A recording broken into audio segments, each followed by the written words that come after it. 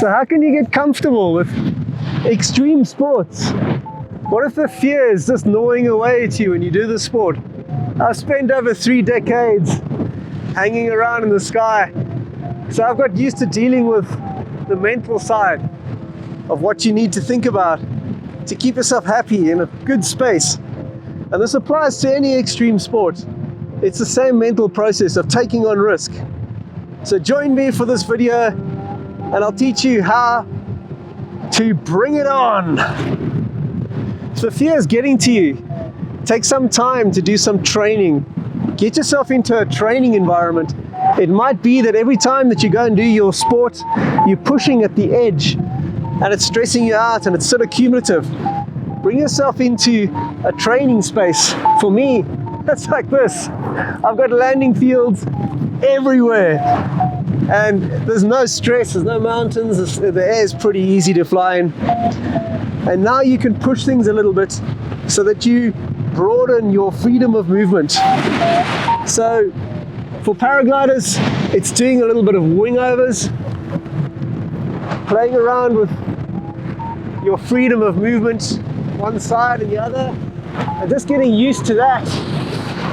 You can find that if you push it a little bit more, you start getting a sense of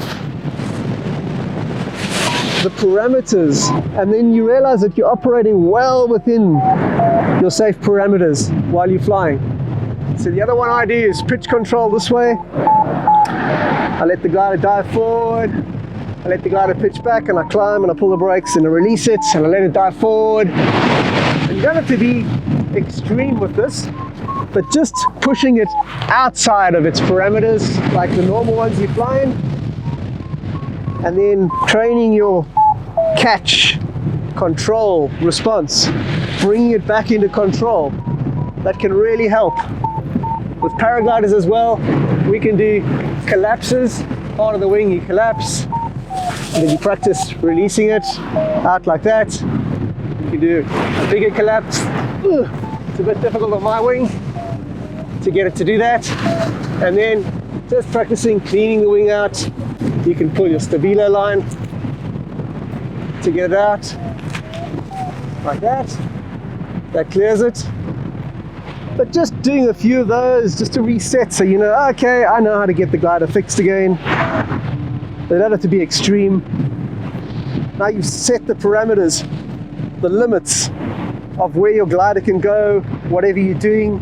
Maybe it's in boxing and you want to set the limit of the full extent of your punch. So go beyond that, let it fail, and then bring it back to the area that you're comfortable with, that you operate in. And that'll help get rid of some of the fear of the extreme sport, like falling out of the limits of what you're doing, because you're getting used to that movement and you're totally chilled with it, no problem. The second thing is altitude, is safety. This is a key principle for flying. The risk is the ground. The slower you are, the less time you've got before you impact something hard. So you must realize that the higher that you get, the safer you are. The more space you've got, the more time you've got. You've got this cushion of air and time to be able to respond.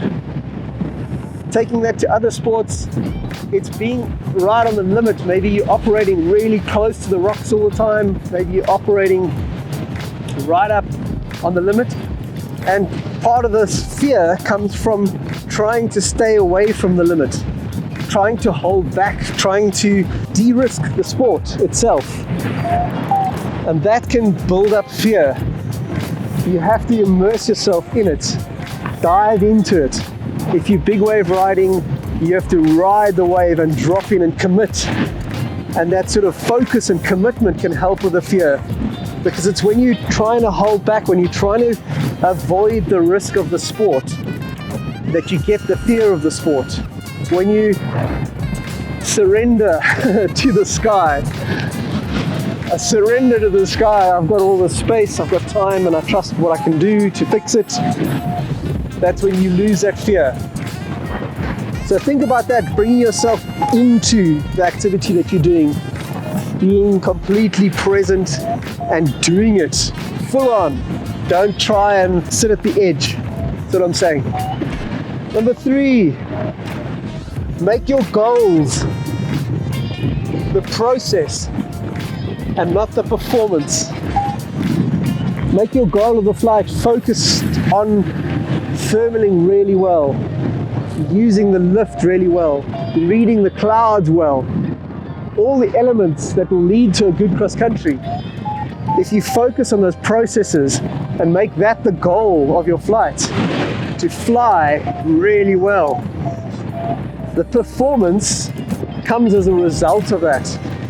So if you're always aiming on improving your processes, your skills, then just ignore the performance. Because if you focus on the performance, that's where the risk comes from. If you're flying, let's say I'm trying to fly 50 kilometers today, it might be a day where the weather is really unsuitable for 50 kilometers, or it's going to put me in a very dangerous section to try and make that 50, because I'm focused on a number and not on a process. So that's how you can remove quite a lot of the risk from the sport, is not chasing performance goals, but chase perfection of your craft. Number 4, find the why. The why is why you fly, why you do your sport, why do you take on that risk. This might have changed. When you start the sport, it's maybe for the challenge, to see if you can do it, to see if you've got the guts to jump off a mountain with a piece of fabric, or whatever it is. But once you master that, once you've got good at it and you can do it repeatedly, that why is going to change. It's no longer just enough. So then it becomes maybe about exploring. Maybe you want to do cross-country flying. Maybe you want to take your sport in different directions and use it in different ways. After a while of doing that, you might find the fear that's coming at you is because that why has faded. And deep down, you're not really sure why you're doing it. So maybe that's a perfect time to reconsider, to think it through. In my case, I'm no longer racing. I'm not that into doing big distance flying. So my why has changed. I love teaching and sharing and capturing this visual beauty. So my flying is very much about picking beautiful days like this, that I can show an element of the sport off, capture it, and that gets me out the door and gets me flying. So I'm very happy, and because I've got that goal, I'm not thinking about the risk, and I'm drawn into enjoying this to the full extent because it's doing exactly what I'm wanting it to do. Look at this, it's beautiful, and it's a wonderful environment to teach and share, and I'm comfortable in it. So that's my why. I understand now that I'm a teacher and I'm a filmmaker, and that's why I fly. So I'm matching where I fly and what I do to get results that are taking me to that goal. And maybe you need to do that in your sport and consider maybe there's a new why you can find, and then you can go and explore the sport along that line. And you'll find that the joy will come back and the fear will dissolve. Number 5, find the line of success through your challenges. So your mind is really good at bringing out the dangers.